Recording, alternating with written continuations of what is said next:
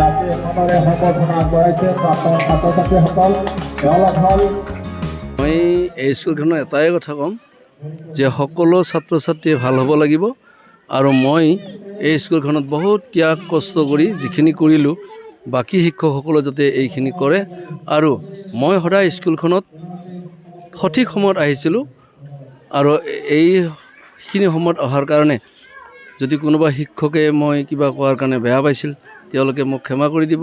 গতিকে আটাইকে ধন্যবাদ জনাইছোঁ।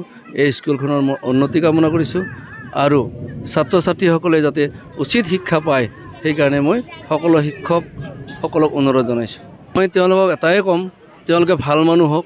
মোৰ প্ৰতি তেওঁলোকে যিটো আৱেগিক মোক যিটো তেওঁলোকে বিদায় সম্ভাষণ জনালে তাৰ বাবে মই আটাইকে সুখী হৈছোঁ আৰু তেওঁলোকে যাতে এজন ভাল নাগৰিক হ'ব পাৰে, ভাল উচ্চ শিক্ষিত হ'ব পাৰে তাৰ বাবে মই তেখেতসকলক অনুৰোধ জনাইছোঁ।